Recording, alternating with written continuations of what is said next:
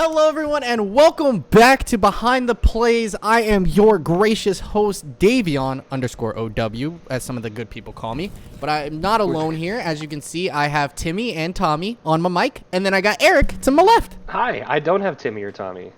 No, but Timmy and Tommy are here. It is Thanksgiving. Happy Thanksgiving, everyone. This is a special Thanksgiving episode. I hope you guys are all having a great day, spending some time with family, friends, and if you're a Bears fan, you're going to enjoy the Lions losing another football game on Thanksgiving. Right, yeah. Like, that is one of the consistencies of Thanksgiving, is that the Lions could realistically go 16-1, but they will never win on Thanksgiving. They will never win that Thanksgiving game. It could be against the worst team in the league, which they currently are, and they would lose on Thanksgiving. Yes. They could be Super Bowl contenders, and they would lose on Thanksgiving. Crazy. Anyway, first off, it's crazy to think that they would ever be Super Bowl contenders, but that's besides the point. Maybe in like 100 years, by the time you and I are long dead. Yeah, we're gonna be haunting. We're gonna be like haunting someone. We're gonna see a game. We're like, wait, the Lions are winning. What? I never heard of it. We're gonna be like, yeah, okay, these guys deserve something. Let's get them out of here. But yeah, I mean, we did a very interesting week of football. This season has. I was talking to my grandpa, and I couldn't talk. When I've been talking about football with him, he's not as he's not profound in football, but something he understands football well enough to like talk about it. Mm-hmm. And when we were talking about it, we were talking about how it really doesn't feel like there's one shining team this season. No, it doesn't. Usually it feels like there's one to four, like really, like the Cardinals are really good, right? I'm pretty sure they don't feel like they're the best team in the league. If exactly, that makes sense. I'm pretty sure like either weekly or maybe bi-weekly. My opinion on who the best team in the NFL is changes. And usually who I think the best team in the NFL is gets embarrassed the next week. Yeah, it's interesting. It happened because to it's the like, Rams against the Cardinals the first time. It happened to the Packers. It happened to the... Like, what did I say last week? I'm like, who are the best teams in the NFC? The Packers or the Cowboys, right? Yeah, you said the Cowboys, didn't you? I said both it's between the Cowboys and the Packers. And guess what happened? Both lost this week. Right? And I tell you all the time, I'm like, who do I think is the best team in the AFC? In my opinion, it's the Bills. And they lost this week. They lost to the Colts. They got slaughtered by the Colts. Yeah. What a week. It's so, I don't know NFL, anymore, dude. This is the most unpredictable season of the NFL I've seen in a long time. Yeah, and what it probably means is that Tom Brady is going to win another Super Bowl. Damn it. Like, if there's one thing that, like, the NFL needs some kind of consistency. So it means that the Buccaneers are probably going to win the Super Bowl. We'll just have to wait and see. I don't make the rules. Because we'll talk about it a little bit later, but the Chiefs are picking it up. They are really showing why they were elite and why they are continued to be elite. Yeah. They're picking it up, man. So, but, let's kick things off with our Week 12 recaps. Just so you guys know, the Rams and the Broncos were both on bye weeks this week. So we had 15 NFL games. And I think there was only one really good primetime game because the other two were kind of blowouts. So, but we're going to kick things off with the first one. Steelers Chargers was a lot of fun. That was good. It was interesting. It was wild. But we do have Patriots Falcons. We do have Patriots kicking off this week, and the Falcons got shut out. Do me a favor. Quick maths, okay? Pop quiz. Yep. Oh, no. 28 this was the meme. 3, go. This was the meme I was talking about before we recorded. Oh, yeah. We were a field goal by both teams away from a meme. It's true. Well, no, the Patriots still won by a margin of 25 points. 28-3, man. And the crazy part is there was one field goal attempted by the Falcons, and he missed it. So here's the thing. Okay. It's kind of upsetting because he's on my fantasy team. This is much more redeemable, okay? At least the Patriots didn't put 25 unanswered points in, like, the fourth quarter. Here the Patriots put 25 unanswered points across the whole game. Right. But unanswered nonetheless. Exactly. And it was very funny that they got shut out. I'm not going to lie. Yeah, I did. 25-0. I was even telling Chris, I was like, oh, no, we almost had a 28-3 meme. No. And she's like, what? I was like, oh, yeah, you wouldn't understand. Yes, but so the Patriots win on top of the Bills' loss to the Colts means that the Patriots are now in first place in the AFC East, and all is right in the world. Yeah, we're going back to pre-COVID NFL football. The Patriots are the best team in the AFC East again. Yeah, and you want to hear something crazy? They're third in the entire AFC. Yeah, they're the 3 seed right now. It's just the Titans and the Ravens right now are ahead of them, right? Yes, and the Ravens are ahead of them by half a game because they're 7-3, and the Tennessee Titans are 8-3, and the Titans did also lose this week. So it's like It's weird. The NFL, especially the AFC, is really, really, really up for grabs. Yeah, and the Buffalo Bills are currently sitting at 7. I know. It's like 7. I miss the good old days when all the AFC West teams were in the playoffs. It's just the Chiefs right now. Oh, the Chargers are there. Yeah, the Chargers are there. It's so interesting to look at the standings because it's like I don't even know. I don't know how to. You don't know what's gonna happen. Everyone is playing so weirdly. Like obviously, if you're bottom teams, right? Like you have your bad teams, and that's like you get that. But all the middle of the pack teams are all decent or good, like, I feel and like have their moments. I've never seen more like 5-5, 6-4 kind of teams. Yeah. Ever in the NFL, and as far as I can remember. Yeah, it's like it's weird to see like your 4 and 7s to your like 7 and 4s. There's a plethora of teams in that range, or even I'll go 6 and 5 for a more like. There's so many teams in that little sample size. It's crazy. 4, 5, 6 win teams, and they're not division leaders, but they're 5 seeds, they're 6 seeds, they're 7 seeds. It's crazy. Yeah, and that's what the added benefit of the 7 seed does. Yeah, it makes it crazy. It makes people want to be more competitive. Yeah. People hated it at first, and now it's just like this is interesting football.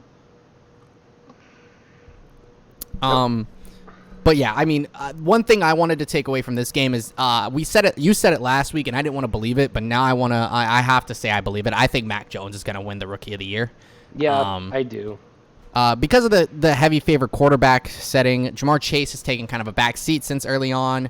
No other rookies are really showing out besides those two, in my humble opinion, on offense. Offensively, yes. Devontae Smith has had a good couple of weeks, if you want my honest opinion. I think he's top 5. He had a couple 100-yard games these last couple of weeks, so he's playing really, really well. Dude, can we talk about he had the 2-touchdown game against the Broncos. Too, but what's going on with the Eagles? Oh yeah, we'll get there. We'll get there. I'll tell you what's going on. It's crazy over there in Philly right now. I don't know what the fuck's going on, but it's a good day to be an Eagles fan, that's for sure. Yeah. But yeah, the Mac Jones is playing like I hate to draw this comparison, but I was watching a video. Dude, he looks like vintage Tom Brady. He does. It's creepy. He looks like a Tom Brady who's learning how to be Tom Brady. It's weird. It looks like he just took over for Drew Bledsoe. Yeah. It's weird. I don't know what's going on over there, but it's cool to see. I mean, Bill Belichick found another franchise freaking quarterback. Leave it to him. In a span of one season. Like, Tom Brady's been gone for like a season and a half. He already found the replacement, and he's 7-4. He's already ready to make another playoff run. Yeah, right now, he's my pick for Coach of the Year, if not. Absolutely. There's a handful of people that could win it, though. I'm gonna give you a curveball, and I think this might, if the rest of the season plays out how I think it is, Nick Sirianni could win Coach of the Year.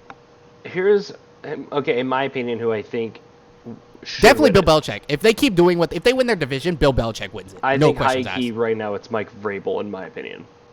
Mike Vrabel is the coach over in Tennessee. That is Tennessee. Yes, because of all the adversary he's had. Exactly. All the Derrick Henry, AJ Brown has been out. Julio's been out of a handful of games. And they're 8-3. I think if the Titans end up by some snowball chance in hell stealing the 1 seed in the AFC, I think it's Mike Vrabel.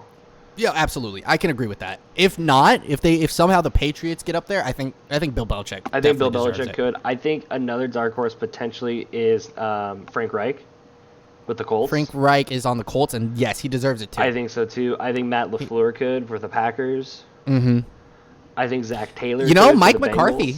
Mike McCarthy. Low key. That Cowboys team wasn't good last year. Now they're playing out of their mind. But mostly, I think. You know what, though? I think Dak Prescott has a chance to win MVP. Not after last week. Not okay, excluding week 12. Yeah. The other 11 weeks though was pretty good. I mean, there's more than just one week. Dude, I want you to know. Oh my god. Or week 11. I'm sorry. The other 10 weeks. So in my other fantasy league, the one I'm not with you in, I lost by less than 0.2 points. I had Jonathan Taylor and Justin Jefferson, who were the 2 highest fantasy scorers in the league. Oh my gosh, yeah. And I lost. And you lost? I lost by less than a point because I have 4. It's a dynasty league, right? So I have 4 quarterbacks on my roster. Right. Okay. I started Justin Fields. He got hurt in the middle of the game, put up like 2.5 points. Okay. My normal starter is Lamar Jackson. He got ruled out like an hour before kickoff. Yep, I have him in our fantasy league, and I had to replace him with Carson Wentz. I also have Teddy Bridgewater, who was on bye. I also have Jordan Love, who was not playing. Oh my gosh, you got screwed, dude. I have the Bills kicker, who got -1 points. Yep. It's tough. So I lost by less than a point because of the Bills. All your kicker needed to do was make a kick. All he needed to do was not miss a kick. Yeah, all he had to do was make that one. Actually, no, he only needed to miss one of those kicks. He could have missed one. He needed to not miss two of those kicks. He missed two kicks. He missed two? He missed two. He needed to not miss one of them. Yeah, they just needed to go for it on a fourth down, and you were fine. I know. I had... That's tough. So, yeah, I had Jonathan Taylor and Justin Jefferson, who were the two highest fantasy scorers in the league. I had Devontae Freeman, who put a very respectable 20 points. I think outside of that, I peaked at 6. That's crazy. That's rough. That's been my season, though. I've had one really good player, and then everyone else has been dog. Yeah. Lamar Jackson, Marquise Brown, and then it's in the combination of them, and Cordell Patterson has been okay. Mm-hmm. But my running back was Miles Sanders, and he got hurt, and then I replaced him with Jordan Howard. Or I'm sorry, I replaced him with Boston Scott, who played well, but then he didn't. Or I replaced him with Gainwell, who didn't get snaps the week Miles Sanders went out. So I was like, okay, I'll put Boston Scott in because he got most of the snaps. Then the next week, Jordan Howard got most of the snaps. So I replaced him with Jordan Howard, and then Boston Scott got most of the snaps. I'm like, God, fuck Eagles, figure it out. I know. I have Miles Sanders on my team right now too. I just made a trade for him in my dynasty league. I think I'm starting. He's worth it, dude. He's worth it. He only had 8 fantasy points, but usually, I mean, how much they're using him and how much I think they're going to utilize him, I think he's gonna hit some big peaks. Why am I starting him this week? There is a reason I'm starting him. Oh, because I have also Michael Carter, the Jets running back, who got hurt. And this week. he was hurt. Yeah, he got hurt. So, but yeah, I think Mac Jones has a chance to win rookie, offensive rookie of the year. I think defensive rookie is definitely looking like Micah Parsons more and more each day. I don't see a reason why it's not. It's the only person I could think of, if you want my honesty, is the Broncos corner. Is it Surtain that they have? Yeah, Pat Surtain. He's playing really well. He is. The only. Yeah, exactly. And that's the problem. That's the only issue I have. Not only are you getting Cowboys bias, you're getting playoff team bias. Yeah, that's it. If the Broncos made the playoffs, it'd be okay. Team. Who's the? Yeah, I think he's on the Chargers. Is Asante Samuel Jr.? He's playing really well. He's playing very well as well. He's playing way above what I expected. So I could see him as a little bit of a dark horse for rookie of the defensive. It could be those three are the top 3. You know what I mean? Probably. Those finalists. Yeah, so, I don't really probably see right now. I don't probably see go to Parsons. It's not Micah Parsons. Yeah. But yeah, Mac Jones is, and I think Jamar Chase is second place because I don't think Trevor Lawrence and Zach Wilson's been hurt. So it's it's those two, maybe it's Lawrence not Justin at 3. Field, it's not Trey Lance. Yeah, maybe Lawrence at 3, and then it's not. I think Devontae at 4. I think Devontae at 4. Potentially, it's reasonable. Those are reasonable. Those seem like the top. Those are the 4. I think it's really hard unless Jamar Chase has an insanely crazy, wild weeks 13 through 17 or 18. Or 12 through 18, I don't really know what else. Mac Jones, if he keeps doing what he's doing, that team's a playoff team and a division winner, and he's winning it, rookie of the year. So, yeah. But yeah, great win from the Patriots. Bill Belichick put on a clinic, and Falcons had no answer. Matt Ryan looked like he was a scrub. Yeah, Matt Ryan did not look like he won an MVP. And he's an MVP. In this league. Yeah, I was gonna say he does not look like it. It's crazy to me. But yeah, that's all I have to say about this game. This game was really wild because of I thought it was wild because of how little I expected of the Patriots, and now they're winning their division. Yeah, I didn't expect too much from the Patriots, and I'm impressed with what they've done with Mac Jones, especially. I'm very impressed with what that quarterback room, Bill Belichick, they're all doing great with him, and I respect it a lot. Yeah. But next on our docket. Next up is Eagles Saints. So Eagles are on a 2-game winning streak. Pop off, King.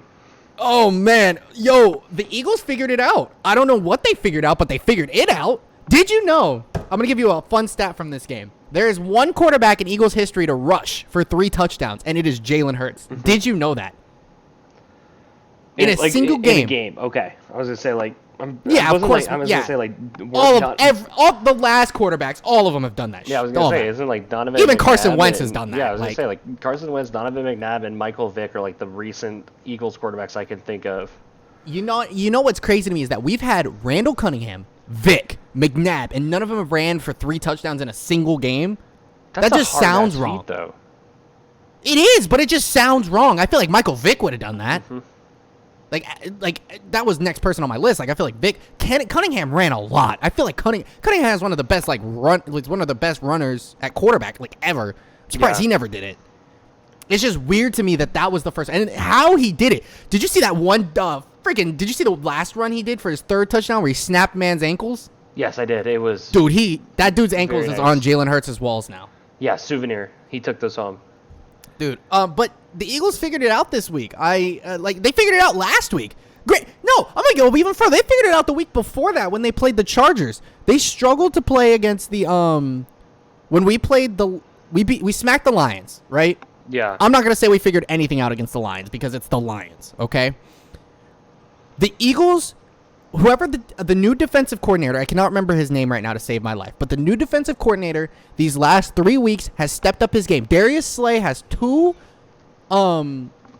he has 3 total defensive touchdowns this season, which is amazing. That's a hard feat for a defensive player, by the way. Yes. He has a pick 6, a fumble recovery. I think it's 2 pick 6s and a fumble recovery. They're forcing turnovers. Like TJ Edwards had an interception on a beautiful read, may I add, to get the pick. And it's weird to see that they're figuring it out. So it's like just at the right time because now the schedule's free real estate. We play the Giants twice, the Jets, the football team twice, and the Cowboys at home. Yeah. We could go very well win out. We could very well win out and go 11-6. So then here's my question to you. Yes. Do you think the Eagles steal an NFC wildcard? At this point, I don't see how they don't. Because at the bottom of the thing, like the bottom of the schedule, right? The people that are there at the bottom are what? The Falcons, who we hold the tiebreaker against. I'm pretty sure we beat them week 1. The Panthers, who we hold the tiebreaker against. The Saints, who we beat and we hold the tiebreaker against. Yeah, because we're going to play the football team. Right now, the only person that has us is the Niners. Right now, the 6 and 7 seeds are the Vikings and Saints.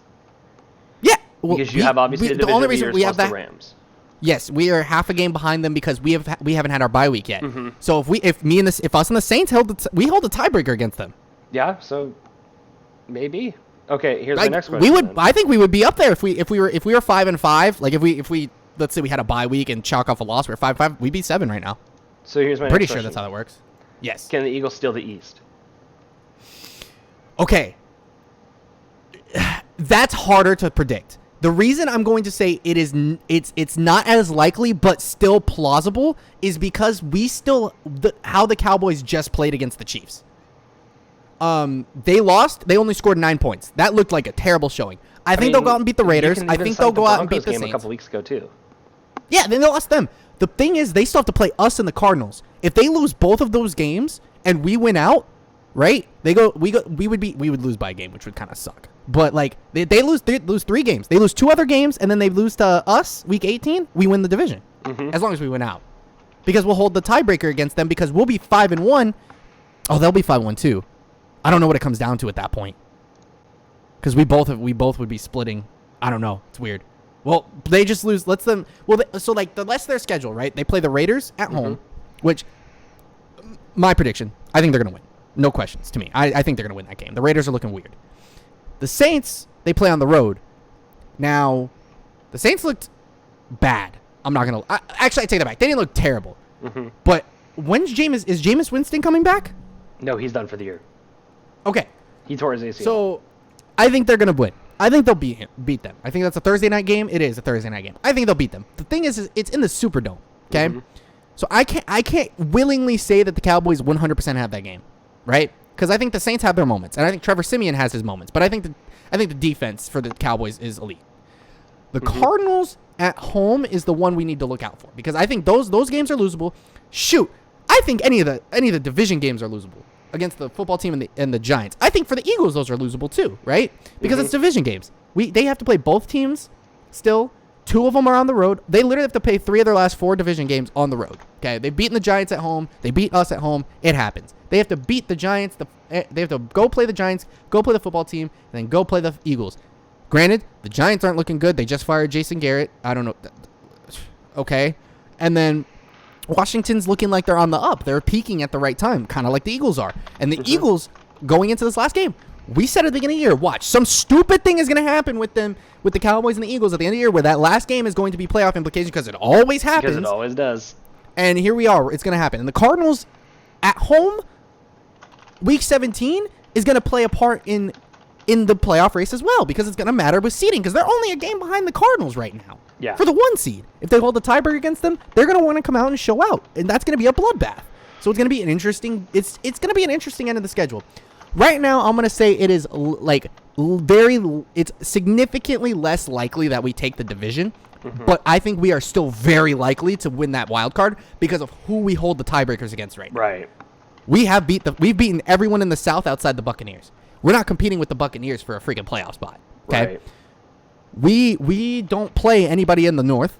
We lost our one game against the West. I think we lost to the Niners. We lost 17-10 or something, 17-11. That's going to be a tough one. That's a tough L right now. Because they're also in that 5-5 range. If we can snag, I think they're going to lose more games than we're going to lose more games at the end of the year, because our schedule is dummy easy, in my opinion. Because bottom of the NFC East, the Jets, and then the Cowboys. Like that's our schedule. Right. You know, this is our time. We're peaking at the right time, and we beat teams that matter. We beat the Saints, the Panthers, the Broncos, and of course we should beat the Lions, but that's a win. That's a win in the win column. You know, those are important games. How this defense is playing, I think we have a chance to beat the Cowboys at home. We just need a little help from a couple of the other teams. If they can lose that Saints game, they can lose that Cardinals game, then we're gonna have a week 18. In my head, a week 18 tiebreaker for the division. Potentially, yeah.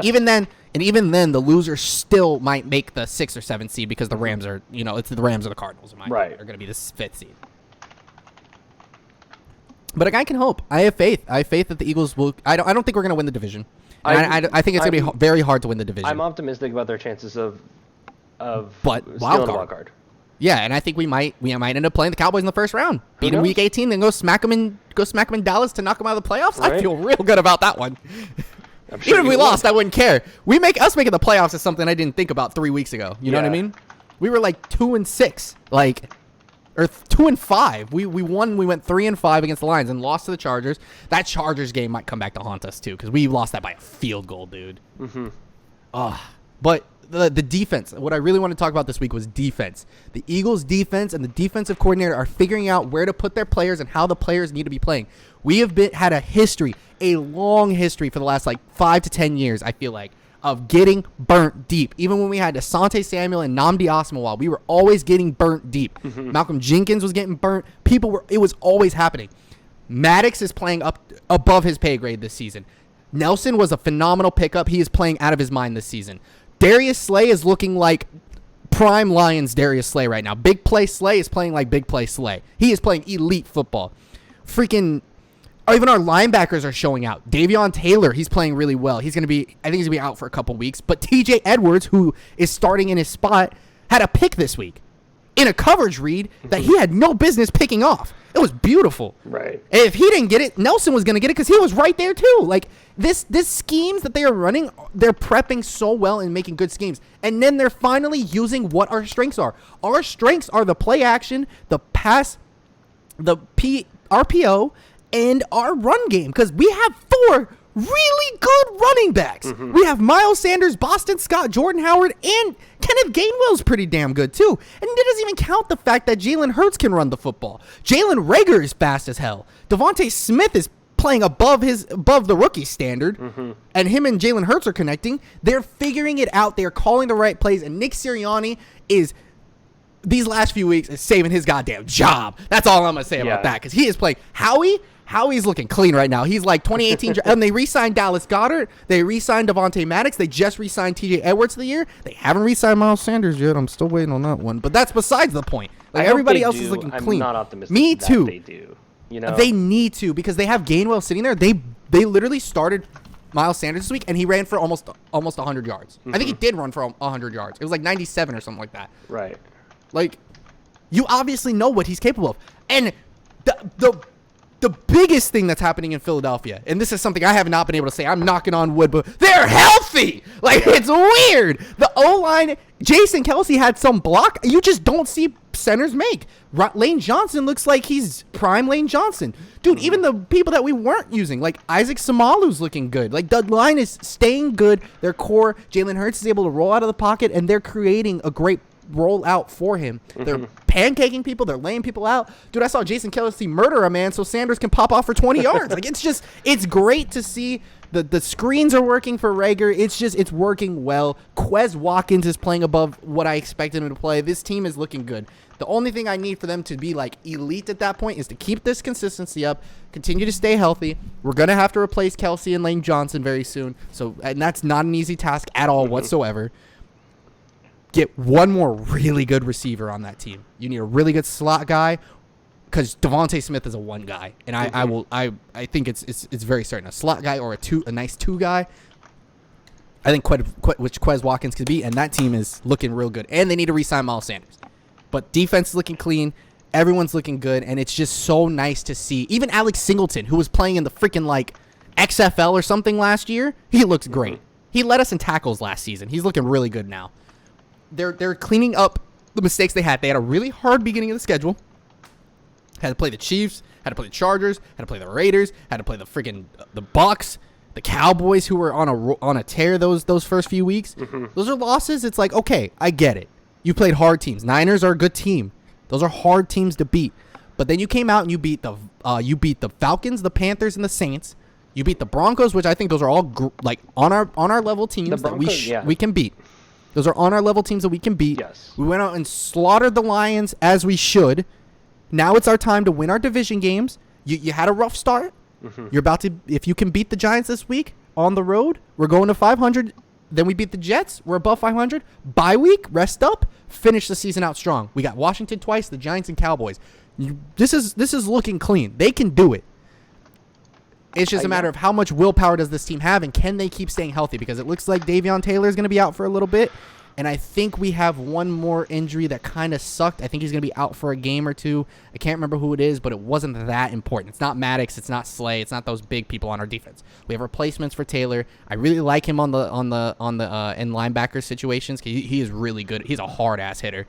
It's like really nice, but Alex Singleton's a good hitter, and the O-line is stepping. D-line. I didn't even get to talk about them, and I think they're the best spot on our roster.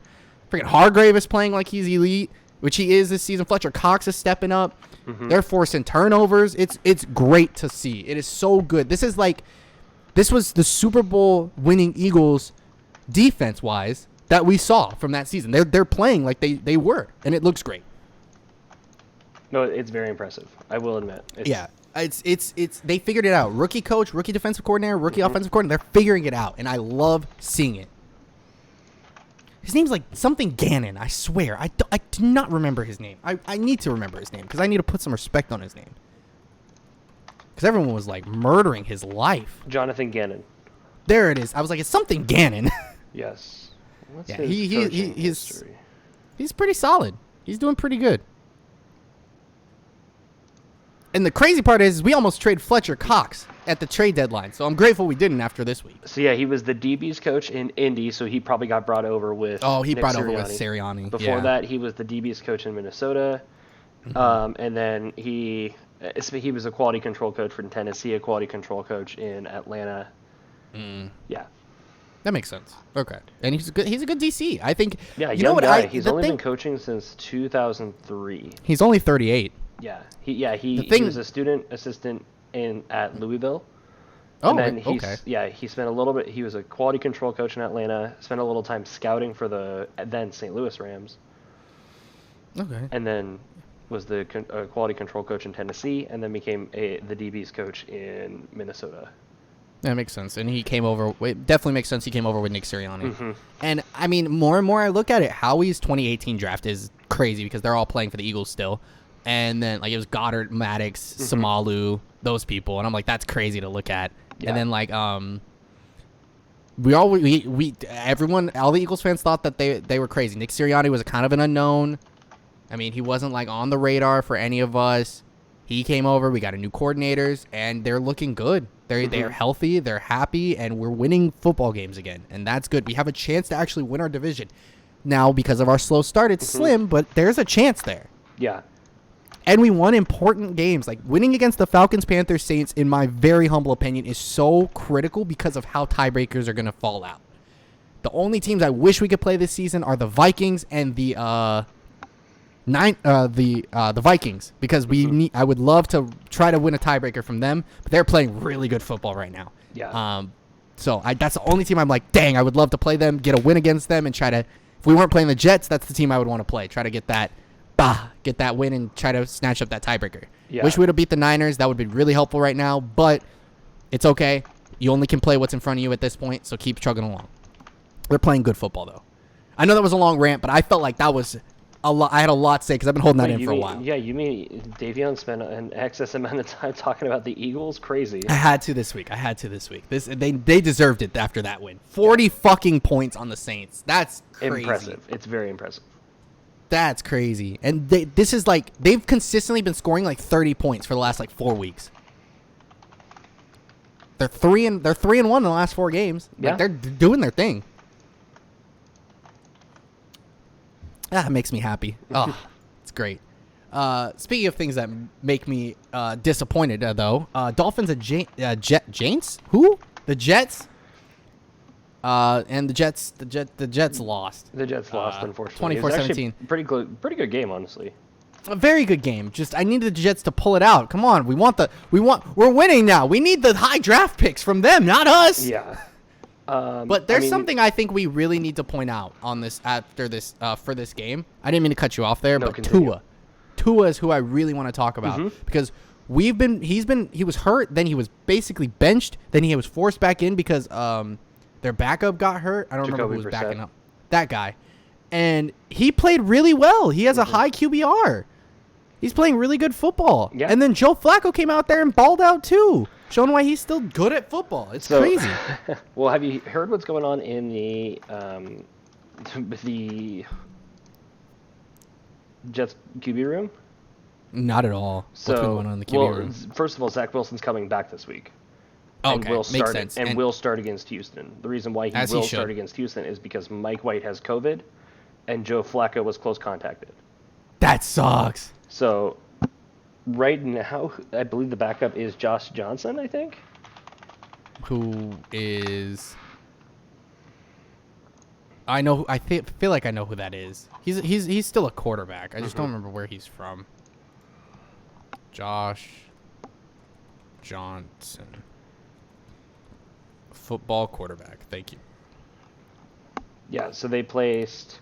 He's been in the league since 2008? He's 35? 13 teams? Yes, he has been around. He's taken... Oh, that's 2021. Hold on, I'm sorry. Let me put some respect on you. No. Okay, hold on. Yeah, he's a fifth-round pick out of 2008. He played at... That's where I know. He played Tampa Bay 3 years, Cleveland, Cincinnati, Washington. I'm seeing Jets. And he played for the San Diego Fleet in the Alliance of American Football and the Los Angeles Wildcats in the XFL. Mm-hmm. Interesting. He's been in the league for a long time. Yes, he has. He just didn't play from 2014 to 2018. That's tough. Yep. So he will be backing up Zach Wilson this week. Yeah, well, we'll see how Zach Wilson plays. Definitely going to be an interesting week, to say the least. Yeah. But that's interesting. And I think Tua earned this win, dude. Mac Hollins looked pretty good. I'm pretty sure Mac Hollins came from... Where is he from? Didn't he come from Philly? Wasn't he Philly on the Eagles? I feel like he was on the Eagles. Yeah. He was a trash can for us, but he had 2 touchdown and 72 yards and 2 catches this week. It's crazy. Yeah. It's like every time we get rid of a receiver, they get better. I.e. Nelson Aguilar. I think that's just what the Eagles do nowadays, though. Yeah, something like that, dude. Look at Carson Wentz, man. It's crazy. But yeah, Matt Collins had a good game. Jalen Waddle had a great amount of receptions. He's looking better each and every week. Still not like, I don't think he's like contending for Rookie of the Year, better than Devontae Smith or Jamar Chase. Good, but he's looking good each week. And unfortunately, because Joe Flacco's out, he was looking really good. The only problem with the Jets now is Michael Carter's out. That really sucks because he's been great at running back this season. Yes, he's been impressive. I've had him on my fantasy roster, and he's like the first few weeks he was like a 4 or 5 point guy, but recently he's been in like the 13 to 14 point range, at least fantasy stats wise, which I know isn't exactly a perfect translation to how he's performing in the NFL, but it is comparable. Yeah, and it is impressive. He's been a good 3 down back. Like he's been running the ball, he's catching the ball out the backfield. Like he's playing good. I hope that I kind of hope the Dolphins lose, but I'm happy for them in what they're doing right now because they're figuring it out. They were 1-7 at one point. They're 4-7 now. So I'm happy for them in that sense. They are figuring it out. Their quarterback or their head coach is kind of trying to save his job here. So makes sense. Yeah, understandable. Have a nice day. But we'll gladly still take your draft pick. Thank you. Right, souvenir. Even if it's 15. Next up would be Washington in Carolina taking on the Panthers. Yes, so Washington wins this game 27-21. Taylor Heineke had a very impressive game. Cam obviously didn't play too bad either. Cam played elite. I don't care what anyone says. 21-27, 189 yards, 2 touchdowns. Went one for one on the ground. Missed Christian McCaffrey, didn't they? Yeah, I swear. They missed MVP Cam Newton because he didn't throw a pick. He didn't fumble the football. He was looking great. Yep. He seemed a little bit limited, right? Yeah. I don't think because this is Matt Rule, right? Yeah. Not This isn't Ron Rivera anymore. So it seems like they were optimistic but cautious. Yeah. They don't want him to get hurt because that was one of the big deals. Like, he's older now. He's not 2015 Cam anymore. You know? He's older now, and that's okay. But he's still Cam Newton, and he's still Superman in my opinion. He's balling out. Right. But you know who balled out was Taylor Heineke, the guy that we keep talking about I know. for some reason Taylor every Heineke. week. Every time he comes up in conversations, he is playing great. 3 touchdowns through the air. Terry McLaurin had a touchdown, 103 yards. Like, they're in our division, but I'm happy to see them ball out like that. Taylor Heineke. It's impressive. It's always the freaking Washington football team that make me love their quarterbacks. They always have some wild quarterback on their roster, and I just want to love them every time. Like, they had Ryan Fitzpatrick before the season started, right? And he got hurt. So I was sitting there like, man, I can't wait to cheer for the Washington football team as they're sitting there on my division. And then he got hurt, and I'm like, oh, Taylor Heineke's back. Yeah. And this was the team we thought was going to win the division. I think Chase Young was out for season. He got hurt last year. Yes, Chase Young? Or last season. Last game. Week. Fuck. Yes. I'm thinking years. Yeah, he got hurt, so he's out for the season. But, I mean, this is the team we thought was going to win the division, and they're looking like the team that, like, now they're looking like the team that won the division last year, even no matter how bad it was. Yeah. So, still, looking good, looking better, improving. Seems like the theme of this week, improvement. Speaking of improvement, the Colts are above 500 now. They did it. As they smacked the Bills, which was in a game that we didn't expect. We've been saying it for weeks, though. It's about time that the Colts are finally back above 500. Rough start. That's all it is. I have to point out one very crazy stat, though, and it's Jonathan Taylor. 32 carries, 185 yards, and 4 touchdowns on the ground. On top of 3 receptions. 3 receptions, 19 yards, and a touchdown through the air. Man's had 5 touchdowns this game. Carson Wentz only threw the ball 20 times. Shoot. He completed the ball 20 times. He completed 11. Dude, Jonathan Taylor touched the ball 3 times as much as fucking Carson Wentz did. I know, and which is really strange because this was a Bills defense that had been very impressive this year, but honestly couldn't even consider stopping Jonathan Taylor. And this Colts defense played very well too. They forced Josh Allen from 2 picks. Two picks. And Trubisky a pick. Yeah, Trubisky came in and he threw a pick too. Yeah, that's crazy. I think here was the good news, though, is that Josh Allen, minus those 2 picks, did throw 21 of 35 for 209 and 2 touchdowns. Both those touchdowns going to Stephon Diggs, who had 4 catches for 23 yards. I'm not concerned about the Bills. I think they're a playoff team, even though I'm no longer certain that they'll win the East. Because I think the Patriots have shown much improvement, but I still think the Bills are a playoff team. I think so too. And I think it's they just are a now. playoff It's just team. now. I think they need a little bit of help. It's not necessarily in their own hands anymore. Right? Like So they probably need to win a handful of games, and they need a handful of other teams to lose some games if they really want to be in a good position to make a deep playoff run. Right, and one of those teams needs to be the Patriots. Yes. And I think they still have 2 matchups against them. Yeah, they haven't played them yet this season. I think they played them once. Let's see if we can find the Bills. So Bills Patriots week 13. Yeah. And then week 16 as well. So yeah, they got to play the Patriots twice. So this is that gonna Monday be, night game on week 13 is going to be pretty huge. It's going to be next week. Next week podcast, we're going to have fun. I think there's some fun games next week. I think we had some flexes too in week 13. I think the Broncos Chiefs got flexed over the Niners Seahawks. Another primetime game that I get to watch the Broncos lose in. Let's go. You know what though? You never know. The Chiefs are real life about to have. Oh, never mind. That's the Cardinals. I'm sorry. I was reading the Chiefs. Yeah, I just can't willingly say because I think I was talking. I saw someone tweet out that we should have had the Bills or the Bengals Chargers flexed, and I was like, yeah, but it's not a divisional matchup. That game really doesn't have very many implications. Whereas Broncos Chiefs, the Broncos upset, that gets nutty. The West becomes nutty than it already is. Yeah. But yeah, the Bills still have to play the Patriots. I mean, but the thing is, the Colts, man, you guys, you beat a playoff team this week. Now you got to go play the Buccaneers. Right. Wonderful. But then you guys get a little break. You go to play the Texans. Then you get your bye week. Then you go and play the Patriots, who we thought were bad, but they're not. And then you go to play the Cardinals. Jesus Christ, it does not get better for you guys. No, not even a little bit. Then you play the Raiders. You play the Raiders. There it is. And the Jaguars. They're your last 2 weeks. There we go. 9-8. Here you guys come. Right. Kidding. I think they're a playoff team.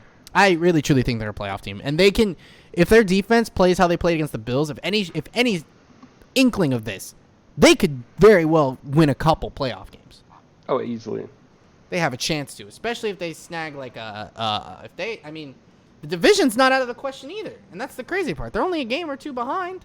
They're not far. Mm-hmm. You know what I mean? Yeah, no, they're right there. Still very possible. We'll just have to see the rest of the season plays out for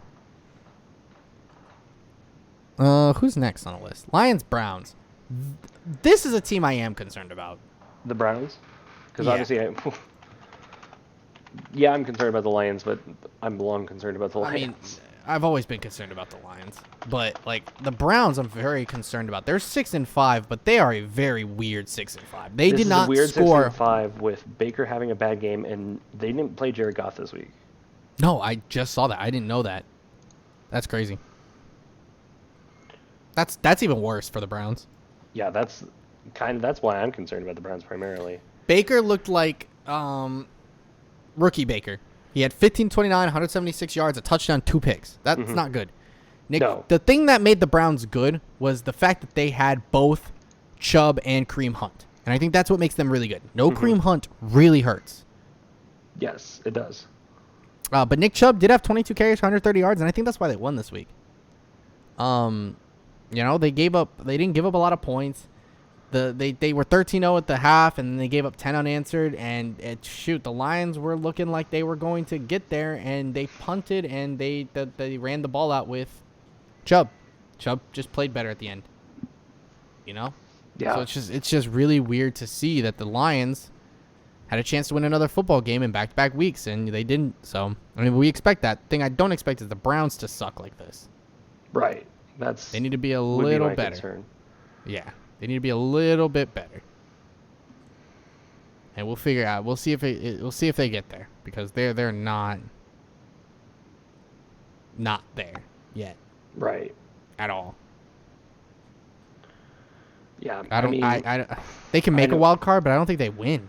I'm kind of in the same boat. I think the Browns are way too beat up, and I don't know. I'm very disappointed with the Browns. I really am. Very. I thought they were going to be better, man, and they're not. Yeah. It's whatever though. But if they can, if they can get, I don't know when Kareem Hunt is expected back. I don't think he's out for a year. No, I don't think so. But if they can get him back, they might have a chance. They may have a chance. Who knows? Mm-hmm. But that's enough about the Browns. I think that's literally the Lions. You know what they are. They suck. Anyway. Yeah. Speaking about teams that suck, Jacksonville was at home against the Niners this week. Yes. And the Niners spanked them. Yes, they won 30-10. Jimmy G hit 2 touchdowns passing, one to Brandon Ayuk, one to George Kittle. Yep. And Deebo Samuel had a rushing touchdown too, unlike a jet sweep. He had 8 carries. I know, they really like using Deebo Samuel on sweep type action stuff. That's weird. 8 carries? That's a lot of carries. I'm not willing to commit to the Niners are back, right? Oh, I'm not committing to it. I genuinely think that they can snag a wild card though. I'm pretty sure they're sitting in a wild card spot right now, aren't they? I don't think so. In the NFC, yeah, no. They're right above us. It's Vikings, Saints, Niners, and then it's the Eagles right below. So that was 6, 7, 8, 9. Yeah. God, it's crazy to think to me that 5-5 is a playoff spot right now, and the Seahawks are the second to last team in the NFC, and they're 3-7. And if they get some luck, they can make the playoffs. Mm-hmm. That's crazy to me. I feel like the AFC is not like that because the 7th seed is 6-4, and the second to last team is 2-8. Yeah, it's way different. That's so weird to me, dude. It's so weird. I feel like everyone has a slight chance still. Yeah. That's crazy. But they're sitting at 8, and they're below the Vikings and the Saints right now. They hold the tiebreaker over the Eagles, so if those two tie, they have a chance to bump up, So that becomes really tedious. They have a chance to hit the wild card. Do I think they will? No, because of the division they play in. Those are hard games. Those are really hard games. Granted, they smacked the hell out of the Rams. Didn't they? Isn't that who they played last week? Niners? Yeah, they smacked the hell out of the Rams. Yes. So it's like I don't know what to expect from them. I don't know. It's weird. It's like I'm not committing to their back, but I feel like they can do some damage. I feel like they're gonna be like the Broncos. They're gonna be a spoiler team. They're gonna directly affect the playoffs without making the playoffs. I can see it. It's gonna go. Dog, the Broncos beating the Cowboys is kind of elite for us. I just realized. Oh, thank you, Broncos. You guys are great. You're welcome, and you repaid us by making me paint my face. I see no L's here. I see W's. I see precisely one. How was your neck? How was the day after? By the way, it was fine actually. No, that paint came right off. It was genuinely fine. I'm glad. I found traces of it in my beard the next day, but that was it. So yeah, no, we survived. Honestly, I was very impressed. It's Halloween makeup for you. Hey, we take those. Yeah. But yeah, it's like the Niners are weird. Yeah, they are like the Broncos though. It's like you want to pick them to win games, but then they very well should just lose that game. They can very well just lose that game because that's the week they decide to stop playing football. Mm-hmm. Their defense has been really good though. It's their offense I've been concerned about. Yes. That's about it. And Jimmy G played well this week, so we'll see. Okay. Now to a potentially concerning game. I'm going to say it's not, and I'll explain why in a minute. Here's the thing, but okay, so the Texans beat the Titans 22-13, and Ryan Tannehill threw 4 picks. Yes. Also, the Titans released Adrian Peterson. Yes. Also, the Texans released Philip Lindsay. I don't know if you saw that. I did not see that, but cool. Yeah, they waived Philip Lindsay today. Interesting. AP, I expected. I think their other running backs are fine. Hilliard and Foreman are fine. I truly think that. Especially since Derrick Henry will be back in like a month. No Julio Jones. I'm pretty sure A.J. Brown's hurt this week. A.J. Brown got hurt this week. Yeah. But I think he is okay to play as of right now. This is what there's still. I don't think there's still no Julio Jones, still no Derrick Henry. So this is what I'm gonna say why it's not concerning. They were losing early. Tannehill has to throw the ball a lot. Mm-hmm. That's how it's gonna go. He had threw 52 times this game. 4 of them were picks, granted.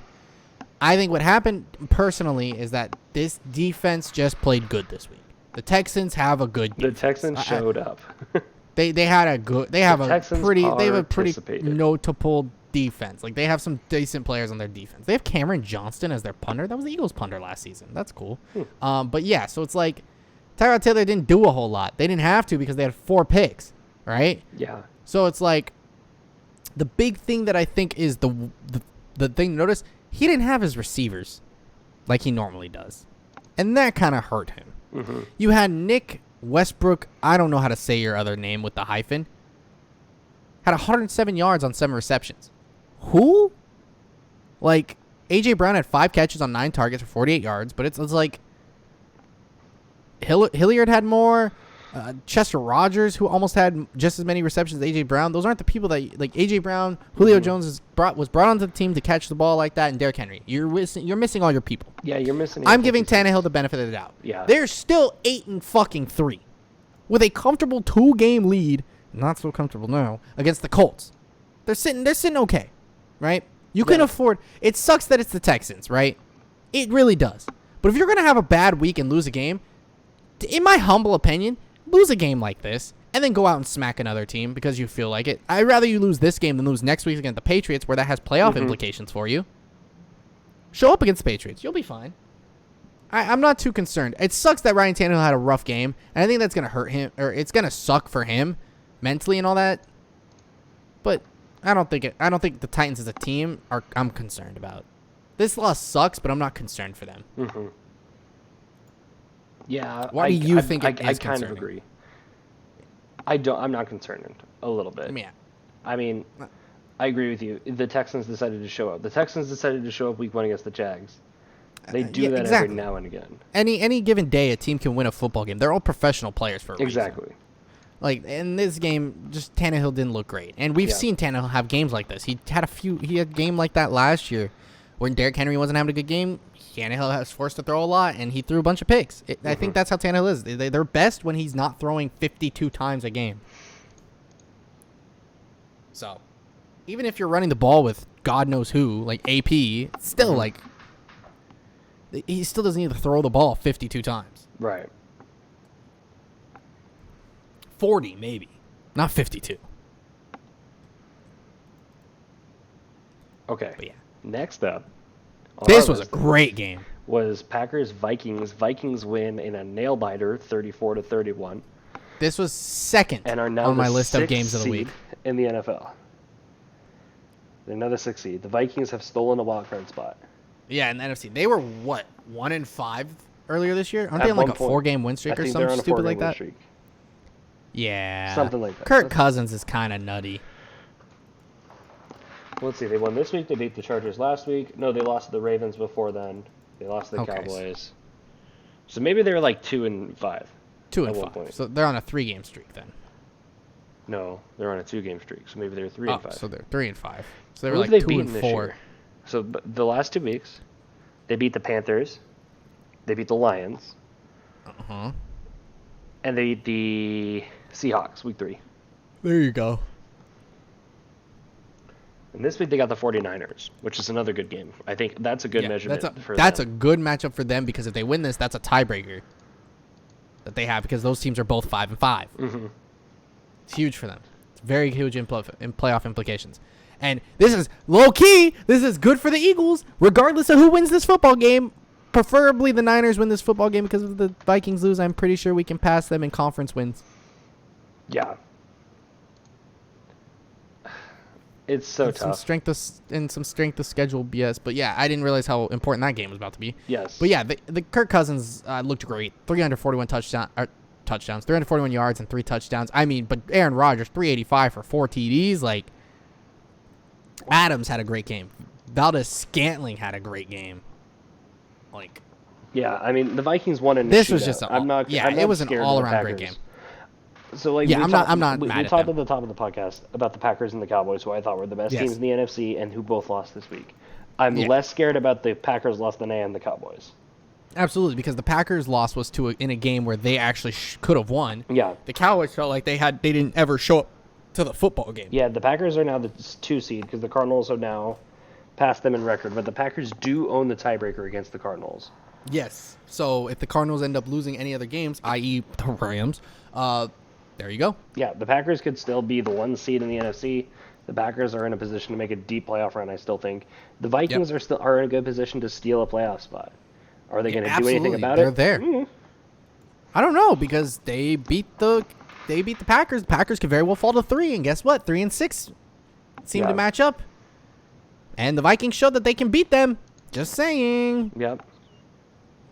Also, Justin Jefferson's kind of freaking elite. Like, 8 receptions, 169 yards, and 2 touchdowns? Bro, that's ridiculous. Yeah. Dalvin Cook, this team's really stacked, and they're playing better than they showed. Like they didn't know what they were doing. Now they're figuring it out. I think this is also like the Eagles. They're figuring it out when it's time to figure things out. This is when you start to make your runs, and you're getting hot. You get hot. Playoffs are a 1-game elimination. You only got to win 1 game at a time. That's it. Yeah. It's not like basketball. You ain't got to win 4 out of. You don't have to win 4 out of 7. You just got to win 1, and on any given day. Tom Brady won every game on the road last season, except for the Super Bowl, which was at home. Yeah. So, just saying. It happens. You never know. You never know what to expect. Ravens at Bears would be next, and this is where I have to be concerned about the Bears entirely. I'm going to give the Ravens had a scratch right at an hour before kickoff. I guess Lamar had an illness. I think their center was out too or something like that. Like there's a non-COVID. I think Adam Schefter tweeted out, or somebody, Ian Rappaport, one of those. Yeah, one of those guys. Those usual suspects. I think they tweeted out that there was like a non-COVID bug that went through the Ravens facility. Yeah, and knocked out a bunch of people. That makes sense. I wanted to go to this game because I really want to see Lamar Jackson. I'm very glad I didn't pay tickets to go see this game. Not gonna lie to you, I really wanted to go watch Lamar Jackson play football because it was in Chicago, and I was like considering it, but I was like, I'm not gonna lie, very grateful I did not. It knocked out Lamar Jackson. It knocked out Bradley Bozeman, who's their center, and it knocked out Rashad Bateman too, the receiver, all of which returned to practice. Okay, that makes sened. No, wait, I'm looking at last week's. Hold on. No, they did not practice. Oh, Rashad Bateman played. Bateman had 3 catches for 29 yards. Huh. Oh, I'm looking at last week. That's why. Yeah, I'm looking at as of Friday. They practiced, but I don't care. Yeah. I guess they haven't practiced this week on. Most teams practice Wednesday. Yeah, we get reports earlier in the day on Wednesday.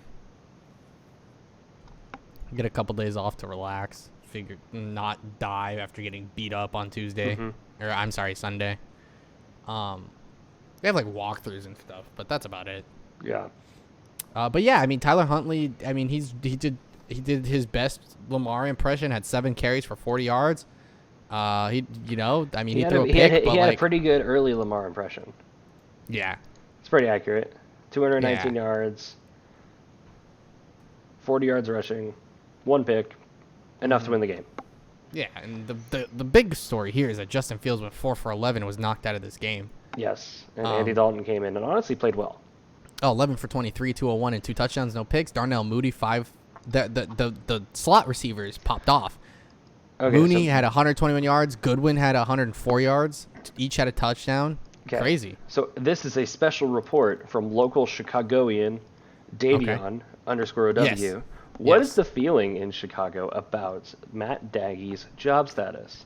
Dude, everybody wants that motherfucker gone. I can tell. There was a rumor going around, and he denied it. I did see that. That he was being fired after the Lions game this Thursday on Thanksgiving. That would suck. Happy Thanksgiving to you and your family, but get the fuck out. Look, we're go out, win the game, but you're still fired. Okay, here's the problem with doing that to the Bears, though, in particular with this week. Okay, right? They play the Lions, that very a winnable game, excessively winnable game. If they don't win, yes, I'm firing Nagy. Their next 3 are Arizona, Green Bay, and Minnesota. That sucks. And then after that is Seattle, which is winnable. That sucks. It's winnable, but it sucks. And then it's New York, winnable. The Giants. Which New York? Okay. Either way, winnable. You're right. And then Minnesota again. That's the rest of their schedule. Yeah, I mean, 5 and 12. That's sus. I'm not gonna lie. 6-11. That's way worse than I expected them to be because they have a good team. There is a big story out of them. Khalil Mack did get season-ending surgery, which I think he realized they don't. He was trying to hold out to see if they maybe can figure something out, but it doesn't seem like they're going to. Matt Nagy seems like he's going to get fired. They seem like very inconsistent. He just went ahead and got the surgery. The Bears would be the worst team in the NFC North if it wasn't for the Lions being very absolutely courteous. Yeah. It's crazy to see because I thought they were better than this. Yeah. But Khalil Mack's not playing. I mean, you don't know what you're doing at quarterback. Matt Nagy's calling some weird-ass plays. Mm-hmm. Yeah, they're gone. Yeah, I think they're done. I think Nagy's done this season. I think it's very bad for them. I honestly, if there was a coach that was going to get fired that wasn't Jason Garrett, who's an offensive coordinator, it's going to be him. I think Matt Nagy's gone. I wouldn't be surprised if he's done after Thanksgiving. Yeah, I wouldn't be either. Because I think he's lost the locker room at this point. Yeah, I'm kind of in the same boat. It's kind of like what happened with Dougie P last season. Right. That's my opinion on it. He doesn't seem like he's good enough. He's not doing his job. He's had a rough couple of seasons. Yeah. Since he went to the playoffs in 2018 and the whole double doink. They haven't been. Yeah, they haven't been ever right since he won Coach of the Year. They haven't been right since. Yeah. And they blame Trubisky. Crazy. Right. They called me a madman, said Mitch Trubisky. I swear. And he's over there in Buffalo minding his damn business. Yeah. All right. Still throwing picks, though. Sure. That's just. He threw a pick this week. That's a Trubisky thing. He did throw a pick That this is week. a certifiad Trubisky moment. But yeah, Ravens will be fine. They just didn't have they didn't look good because they didn't have their players. Like Lamar Jackson's out there. They have no running backs because they're all hurt. So it's like they're all in IR. What did you expect? You know what I mean? Yeah. They did release Le'Veon Bell though. That happened last week, I thought. Whatever week it was, they released him. Oh well, he wasn't playing. Interesting. I don't know if we talked about it. Yeah, exactly. I mean, he scored a touchdown this season. Le'Veon Bell is, in my opinion, the greatest recent Icarus story in the NFL. Flew a little too close to the sun, and now he doesn't have any wings. Yeah. Oh, speaking of those type of people, I don't think we talked about it last week. Antonio Brown. Did you see the news about him and with his fake vaccination vaccination card? And then there was like a bunch of denied allegations. I haven't seen the results of the stories, but I thought that was hilarious. Like, get quote unquote like the hookup to other NFL players. That's funny. Yeah, I mean, is he suspended? Is he getting released? Is he okay? I don't think he's playing right now. Tom Brady's not going to let him go. He's like, dude, that is my best receiver. What the? He's like, no, that's my boy. Anyway, I thought that was funny. I don't think he's playing right now because he has COVID or something. I'm pretty sure he was on the sideline. I'm pretty sure he was hurt. He was on the sideline this week. I remember seeing him. I think he was hurt, and I know he wasn't playing, but it was still funny that I saw that. I'm like, is he going to get released? Is this bad? What's happening? But, yeah. Speaking of people and releasings, because, you know, Gruden. Bengals at Raiders. Bengals smacked up the Raiders 32-13. As they should. The Raiders aren't looking good anymore. They were looking real good. Now they're just Derek Carr is looking rough. He's still third in the league in passing. Yeah, which is kind of, I mean, yeah. I feel like Derek Carr isn't helping, or the pieces around Derek Carr isn't helping, like, in the best way possible. And I mean this in the best way possible. Yeah. What happened to Henry Ruggs is devastating for the Las Vegas organization. Absolutely. Terrible. Yes. And I think he misses that weapon in particular. Because, like, who's the Raiders' leading receiver right now? Besides, like, probably Darren Waller. Hunter Renfrow? I'm pretty sure it was Henry Ruggs. It's Hunter Renfrow. After that, it's Hunter Renfrow. Yeah, absolutely. Hunter Renfrow's good, though. But, like, you don't have him and Ruggs. But like, Hunter Renfrow looks like he's 14. You ever looked at it? Just Google Hunter Renfrow real quick. Like, he looks like John. Like, you and I find that funny. Nobody else finds that funny. You and I find that funny. Holy sh! He does look like John. He looks just like him. He's from Myrtle Beach, South Carolina. Went to Clemson. Interesting. Yeah. That's crazy. Hunter Renfro's solid, though. I like him. I like him, too. He's solid. I mean, he has him and Waller. They need people to replace the Raiders, but you know what I mean. Yeah, I get you. I don't like him, but I respect his game. That's the mindset you have. Like Joe Mixon had a phenomenal game too. By the way, 30 carries the other for receivers 23. is like Deshaun Jackson, who he didn't even play this week. No, that's not true. He had one carry. They didn't throw him the ball this week. He had a carry? Yeah, he had a rushing attempt. Why? Probably on like a sweep. He didn't get the ball thrown to him, but they're anyway. You mean like the thing that Djax does? Is Djax is run and will throw the ball to you maybe. Depression. Yeah, I mean the Bengals look good. Him. The Raiders don't. I don't know if I'm more like the Bengals are a good team or the Raiders are an average team, because it kind of feels like they're both an average to above average team. Yeah, Still it feels like a little bit of steal both. a wild card spot, but they just had like a giant rough patch recently that I don't know if they're going to be able to overcome, especially with how good the Ravens are. To be fair, they're only 6-4. Yeah, they're only 6-4. They could still absolutely steal a wild card, but the AFC is very tough. The Ravens are really good. And honestly, their other division opponents, the Browns and the Steelers, aren't exactly pushovers. No, and the Steelers are looking clean. They're looking a lot better than we expected once again. This is about what I expected from the Steelers. They're 5-3-1 though. That's pretty good. Yeah, but 5-4-1. I'm sorry. Yeah, it's the most kind of 5-4-1 I've ever seen.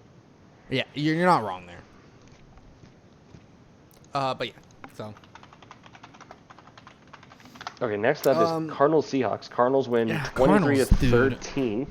Seahawks, bro. With Kyler Murray still out. They did this with Colt McCoy. Colt McCoy deserves all the respect in the world after this game. 35 for 44, 328, and 2 touchdowns. Another big thing coming out of Seattle is that Chris Carson will have season-ending surgery as well. Understandable. I saw that too. Which, I mean, I think it's kind of on the same boat as Khalil Mack. It's like, the Seahawks aren't going to be able to do much at 3-7. Especially with how the East sorry, not the East. The NFC is. It's weird because all the middle of the pack teams are beating up on each other.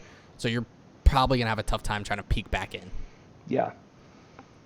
But I will say did you know who led the Cardinals in receiving yards this week? Let's look at the stats. Zach Ertz. Look at him. He had a flourishing. Oh my gosh. 8 catches, 88 yards, 2 touchdowns. Rondale Moore had 11 catches too.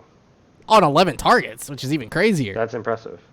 That is pretty impressive. He only had 51 yards though. Which, Poor by guy. the way, He probably had like a bunch of screens. Cool stat because I look at everything the Broncos retweet. Did you know that Cortland Sutton and Tim Patrick are 1 and 2 in the league in drop passes, as in like a lack thereof drop passes?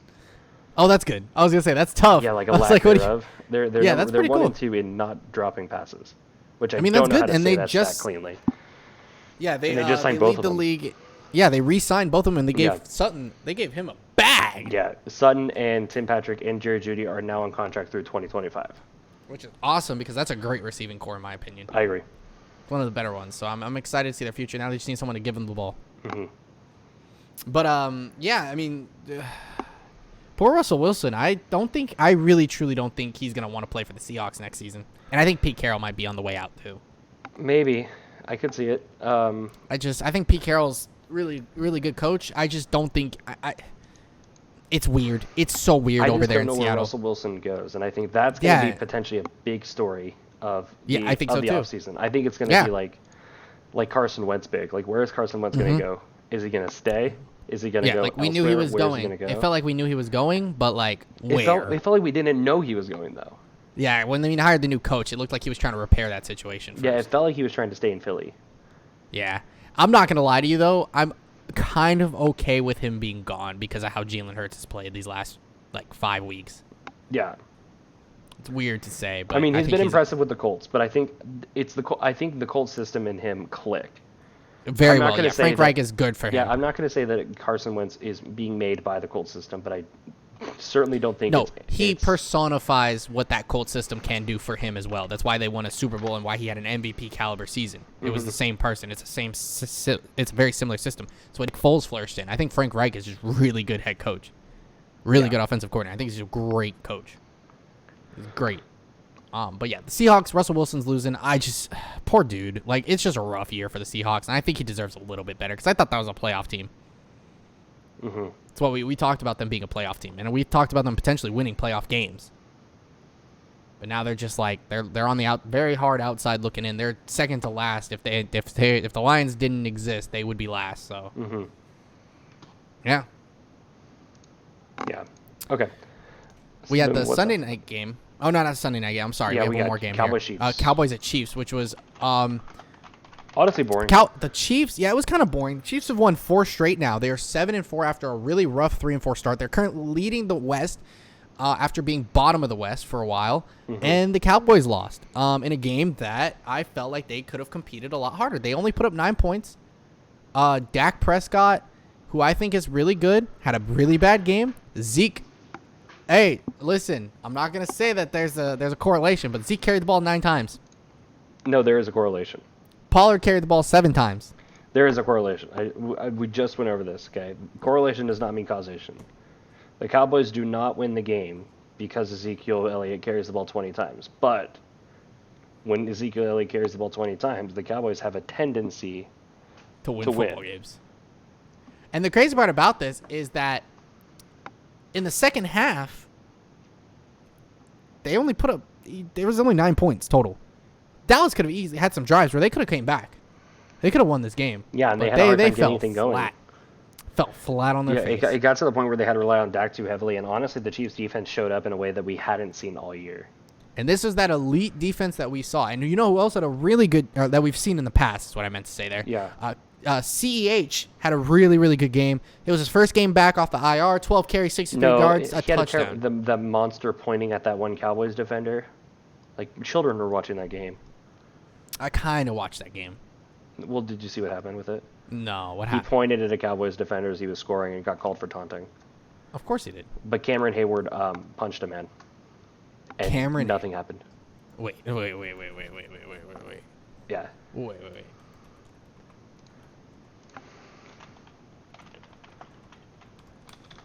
He punched a man? This is the Chiefs. I'm sorry, not the Chiefs. The Chargers-Pittsburgh game, yeah? Yeah, where he murdered freaking. He punched Justin Herbert in the gut. Yeah. And nothing happened. But Clyde Edwards-Helaire pointed at somebody that. Oh yeah, I saw that. Oh, you know what? I did see that. Taunting is weird in the NFL. I don't understand it yet. Well, it doesn't make sense. Nothing makes sense. Nothing makes sense. It's half the penalties make 0 sense. But yeah, Cowboys didn't show up. Sorry. That's just all it is at the end of the day. The Cowboys are a better team than this. I'm not too concerned about them, but with how I'm trying to be as unbiased as possible. With how the Eagles are like trending, you should be mildly concerned because you have a way harder schedule than they do for the end of the year. So buckle down and figure it out because the Raiders can very well beat you. Mm-hmm. So can the Cardinals. And if the Eagles keep trending this way, so can the Eagles. So can the football team. And vice versa for all the other teams. Like the Eagles can lose to them too. But it's like, you don't want to lose the division after starting that elite and talking all that shit. That's all I'm going to say. Yeah. But if they lose the division, oh man, I'm hitting up Tim the Tap Man on Twitter immediately, bro. It's on site, Tim. It's on site. Oh, I'm texting my ex-coworkers like, yo, how about them Cowboys? I love the NFL memes pictures. I think the dude who runs the NFL memes Twitter page is a Giants fan. Anytime the Cowboys lose, he posts a picture of that quarterback and says, just checking in on you, making sure you're still them boys. Oh my gosh. It's my favorite thing every year. And now Teddy Bridgewater's face up here is on that meme, so I get a laugh out of it every time. Every time I see it, it's because it's the how about just checking in still see if y'all still them Cowboys, and it's every quarterback that loses. Last year it was so great because it was Carson Wentz on there at one time. Yeah. I'm pretty sure the Giants had him on there twice. Like, it was great. Yeah, the gang's all here. I was like, this is amazing. This is immaculate. Daniel Jones' face being on there twice was by far the funniest thing of the season. Yeah. But I look forward to that because they've been doing that for like 3 years now. Mm-hmm. But speaking of Cameron Hayward literally punching a man, the Steelers played the Chargers in the game of the week, in my humble opinion. This is a very 37 to 41. Can we look Chargers at Austin came out on top very quickly? I would love to look at him. He's the first LA Chargers player to catch 2 touchdowns and run for 2 touchdowns. Mm-hmm. I saw that neato stato of the day. Yeah, that even fourth quarter is kind of wild. That's actually kind of nutty. I'm just thinking about that. That's LT. Austin Eckler had 11 carries, 50 yards, and 2 touchdowns. Justin Herbert had 9 carries, 90 yards. Yeah, he had like one really big run. I did see that. The one where he got punched. That's the one. And then Eckler had 6 catches, 65 yards, and 2 touchdowns. And Keenan Allen, 9 catches, 112 yards. He is showing out. Keenan Allen is one of the best receivers in the NFL. I'll say it till the day I die. 27-10 going into the fourth quarter, and the Pittsburgh Steelers put up 27 points in the fourth quarter alone. Mm-hmm. That's crazy. On a block, they had a blocked punt that they scored, then the Chargers scored, then they scored, then they got a pick, then they scored again, then they had a turnover on downs, and they got a field. Wow, they forced a lot of turnovers in the fourth quarter there. Mm-hmm. Good shit for them. And then Mike Williams' 53-yard bomb. It was crazy. It was a good game. I mean, it was a really fun game to watch. It was a very good game. Yes, I did enjoy it. Big Ben looked amazing. I just don't know I don't know what else to say. It was weird to see how good he was. In the fourth quarter, that is. Yeah. Rest of the game, not so much. That fourth quarter, though, they popped off. They deserved it. But, I mean, what else? Is there anything you need to add to this one? I feel like this Chargers win is really important for them, especially since it's against the really important in the shape of the Steelers. It's really important for the shape of the AFC as a whole. Yeah, because now they're 6-4, along with literally every other team. This was kind of I think for these teams to be in a really healthy position playoff wise, this was a game that both teams needed to win. And the fact that the Chargers did, I still think the Chargers are one of the better teams in the NFL. Mm-hmm. I think they have the potential to be elite. It's just I think they were off a couple weeks. I think they're a good position to make a playoff. I think they could upset somebody in the wild card round. I don't know how deep they'll go. But they still. I mean, they're only half a game behind the Chiefs for the division. That's all I'm gonna say. Exactly. That's all I'm gonna say. And the AFC West is still pretty much wide open because and they beat the Chiefs. They beat the Chiefs the first time. They have the tiebreaker against the Chiefs as of now. That could change. Right. They still have to play them again, but right now they beat the Chiefs. So we'll see. And then to end things off, Monday Night Football, Bucks were home against the Giants. I mean, what do we expect? 30-10. The Tampa Bay Buccaneers, I see this stat. They are undefeated at home. They're 5-0. They have only all three losses are on the road. Oh, I forgot to mention the Eagles when they beat the Saints. That was their first win at home this season. Nick Sirianni finally got a win in Philly after 11 weeks. Good job, buddy. Anyway, the Bucs shut up the Giants in the second half. Yeah. I mean, yeah. There was Giants, one really awkward play that was a pick, and then they threw a touchdown to a big boy, and it was great. The Giants. Yeah, fun fact, Andrew Thomas has more receiving touchdowns than Kadarius Toney.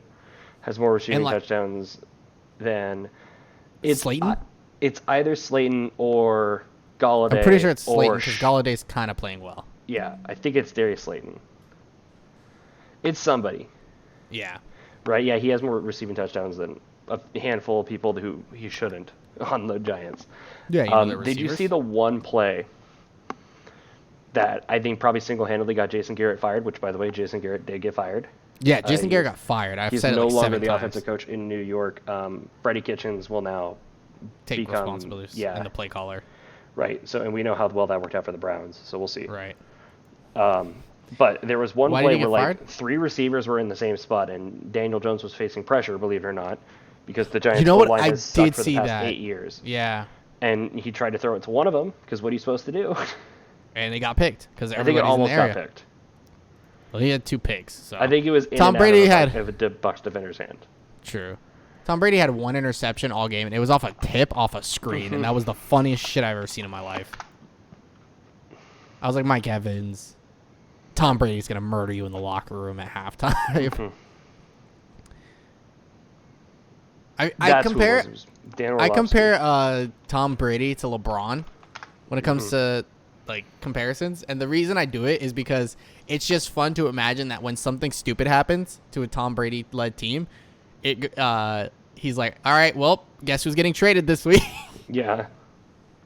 And we always say that about LeBron, guess who's getting traded this week?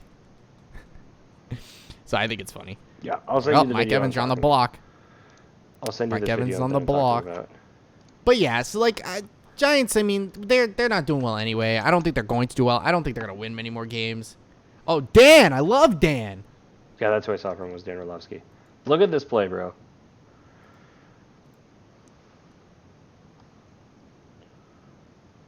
Oh, my gosh. Yeah, no, everyone's in the same. Oh, my gosh. Is that play calling or is that route running? I think it's both. I think it's coaching. You throw it to the guy at the ball. All right. I will say, though. What are you supposed to do if you're Daniel Jones in that situation? Hey, listen, all I'm going to say is my man, I mean, in that situation, yeah, you just try to throw it to one of them because that's what you do. But my man's at the bottom of the screen. I don't know. Look at the man at the bottom of the screen. This is third down, open. Too. Worth noting. This is third down. Yeah, dude at the bottom of the screen's wide open, though. He burnt his man.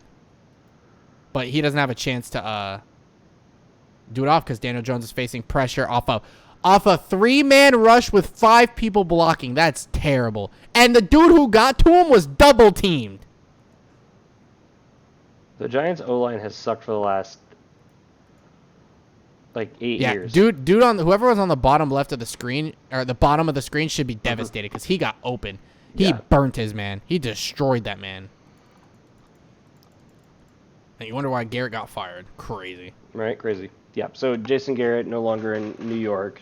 Freddie Kitchens will take over play calling duties. He'll get hired somewhere because he's Jason Garrett, but he'll probably be an OC somewhere. Yeah. He'll probably end up. He's probably the next OC of the Jacksonville Jaguars or something stupid like that. Somewhere where Jacksonville, New York. The other New York. Denver probably. Detroit, something like that. Yeah. Somebody who doesn't deserve an offensive coordinator. Yeah, who doesn't need one. Because their team sucks so bad anyway. Mm-hmm. But yeah, so that's yeah. So yeah, that's it. That's it for week 11. For anyone wanting to know, I went 8-7. Eric went 9-6. So Eric won this week. Comeback starts right now. Right. You're still 9 games. Wait, you're supposed to only 7 games behind me. Did I count your record wrong? Oh, I can't add. That's all it was. You're 7 games behind me. I'm at 95-70. You're at 88-77. Nice and divisible by 11. Yeah, me and heck yeah. Okay, so let's take a look at Week 12 games. We got 3 of them this Thursday. Happy Thanksgiving. Woo! As is tradition, at the Ass Crack It On, the Lions will be hosting an NFL game, and this week they have a divisional matchup against the Bears. Yes. You know what's crazy is if the Lions are going to win a game, this might be the one. Justin Fields is hurt. Nagy's on the no locker room. Crazy. I'm still picking the Bears, but this is the one. Okay. If there was a game the Lions would win, it's this one. God damn, it was Chicago. The Steelers game, bro. I literally picked them to win that game and they tied. Yeah, I'm gonna go with Chicago. I'm going with Chicago, especially since Jared Goff isn't expected to play this game either. Yeah. Chicago. I think their defense is good enough. I like Chicago here. Okay, Thursday afternoon, round 2, the Las Vegas Raiders are in Dallas playing the Cowboys. What? You mean Dallas is hosting a freaking game on Thanksgiving or something like that? That's crazy. They will stop I'm picking them to win the this week. Jerry Jones croaks, so that'll be in 30, 40 years. Yeah, something like that. He's Emperor Palpatine. He's not dead. It's true, dude. He's the Crypt Keeper. Yeah. Yeah. I'm picking Dallas. I am also picking Dallas. I wouldn't be surprised if any of these games go the other way, by the way, just so we're all clear, because I think the Raiders actually have a chance to upset Dallas because of how they played last week. Yeah. I think what's the best game of Thanksgiving, though, is the Thanksgiving night game. Absolutely. That being the Bills and the Saints. This is the game to watch. And I'm going Buffalo. I think the Saints are more concerning than the Bills are, because the Saints are on a really nasty losing streak. Mm-hmm. I am going to go with the Bills as well. I think this is a big bounce back game for the Bills after losing to the Colts last week. Absolutely. Agreed. But genuinely could go either way, which, by the way, if I remember correctly, I saw this on Twitter. It was a quote from Twitter. I think somebody was interviewing Stephon Diggs for the press. They asked him, hey, do you remember any big games you had against the Saints? He's like, yeah, I remember one.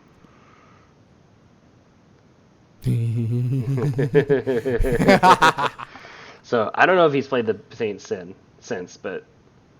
Wait a minute. Did a reporter actually ask that question? I think they wanted. They gave him a softball. Oh, okay. Yes, they're like, hey, do you remember any big games against the Saints? He's like, yeah, I remember maybe one in particular. Yeah. It's caught. Sideline. Diggs. Yeah, Touchdown. Unbelievable. Okay, so Sunday proper, our first game on our slate here is the Buccaneers in Indianapolis playing the Colts. This is going to be a fun game. This is probably one of the top 3 games of the week. This is going to be a fun game. I'm not giving it game of the week privileges because of there's 2 other games that I think may be slightly better. It's top 3. Man, this is gonna be a fun game. I'm actually gonna go with the Carson Wentz led Colts this week. The Buccaneers are on the road. They don't win when they're not at home. They're 2-3 on the road. Like Indy's on a roll. I'm feeling the Colts this week. They want to win to stay competitive and potentially win their division. I really want to pick the Colts. I can't though. I'm gonna go with Tampa. I'm picking the Colts. Wentz is still. I still follow Wentz on Instagram, so he's still in my heart. Yeah. Jets at Texans.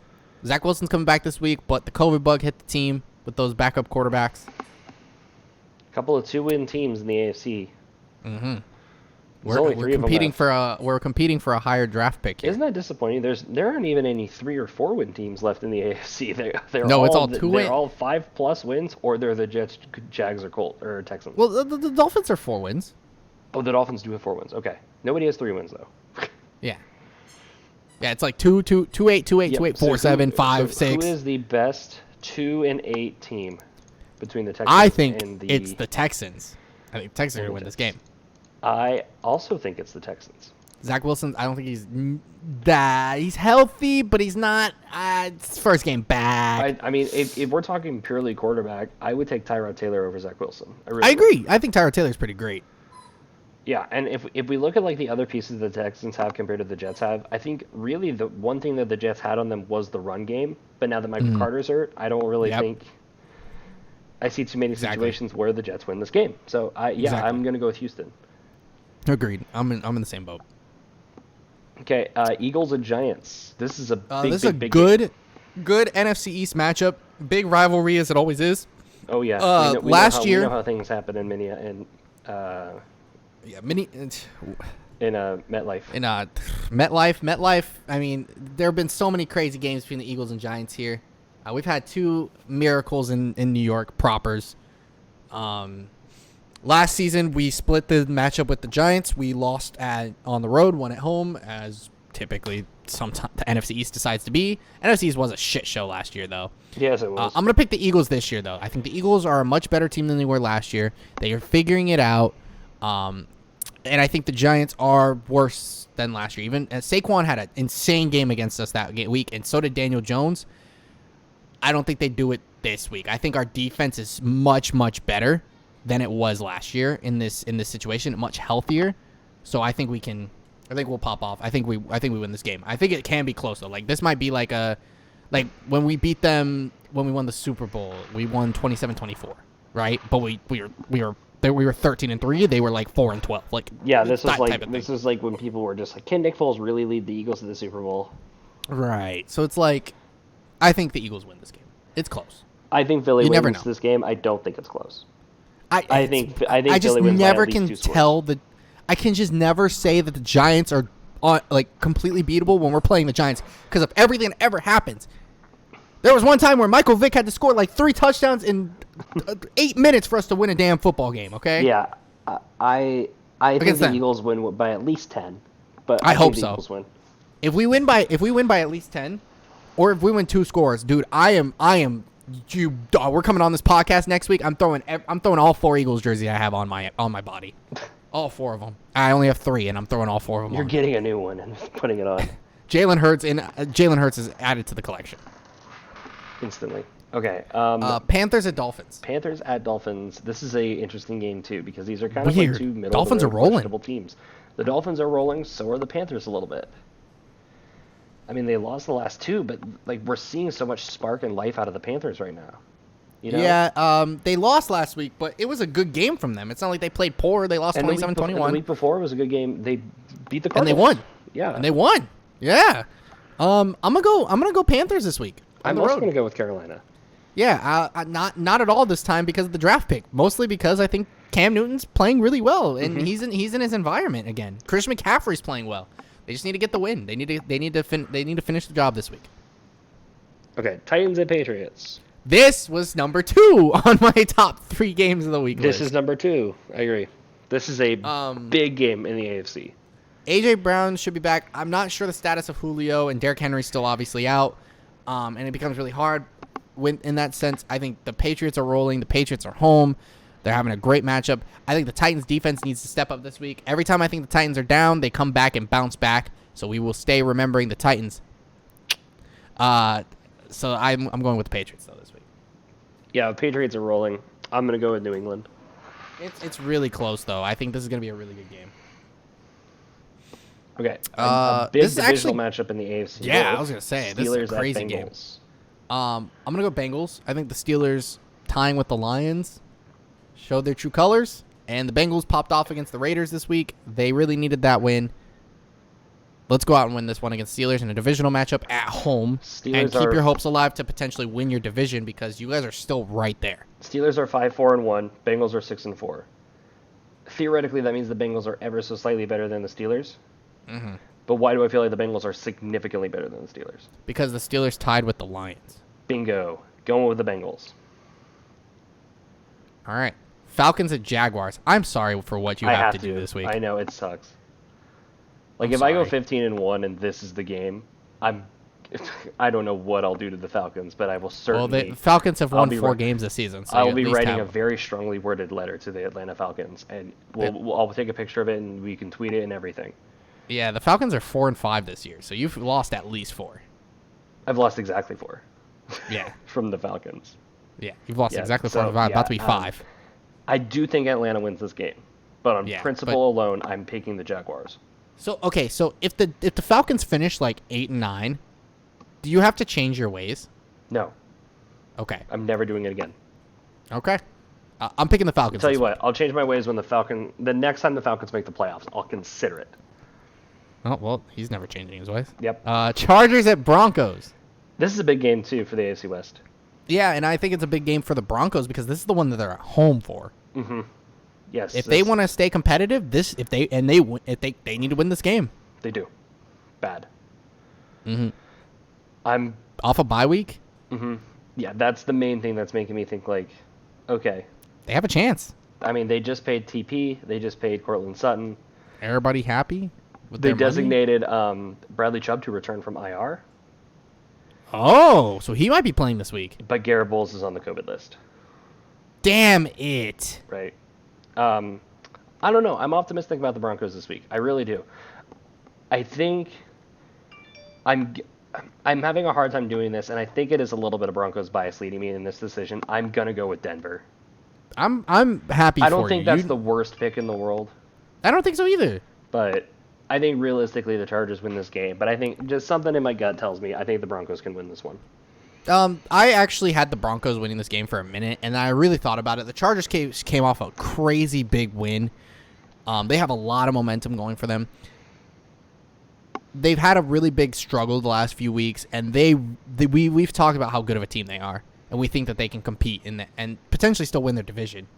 I'm picking the Chargers this week, but I really wanted to pick the Broncos because I felt like with how they paid their players and what they're doing, coming off a bye week. It's home. This is a really, really interesting game. I think this one's going to be a really, really fun game.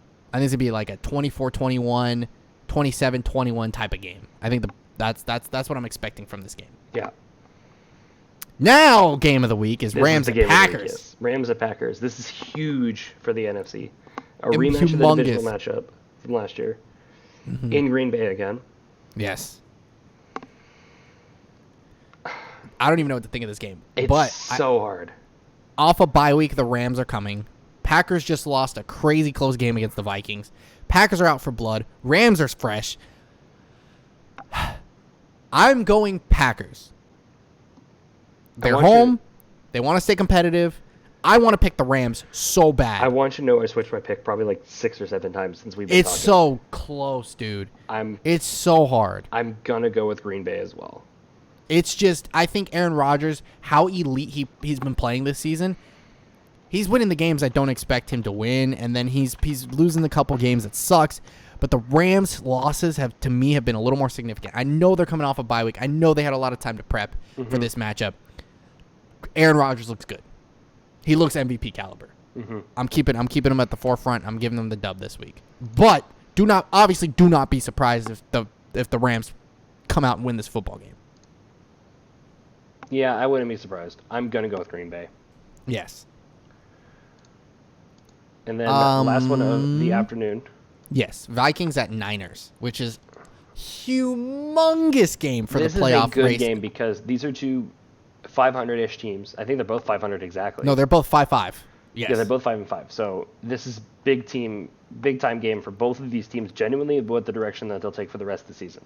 And this is really important for the entirety of the NFC. Yeah, this is huge for the wild NFC card wild race. Cards. Yeah, because there are so many teams in that little mix that own tiebreakers over each other. Mm-hmm.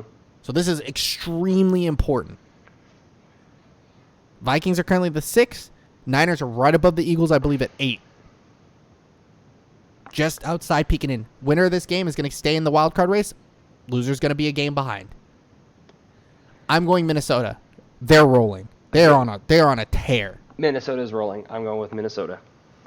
This is a little bit biased Eagles wise because if the Niners lose, that means we will be tied with them, but we win, we'll be above them at that point. Right. So that's a little biased. We don't have a tiebreaker against the Niners.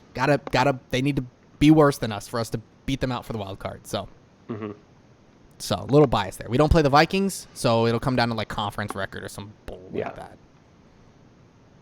that. Sunday night is actually interesting. We have Browns at Ravens. It really depends on what Cleveland team shows up. But as long as Lamar Jackson's healthy, I have no business not picking the Ravens. Yeah, this was a more hype game come week 1. But with what we've seen from the Browns lately, this is a game that I think they need to make a statement win. This is their chance to prove that the Browns, this is their chance to prove something.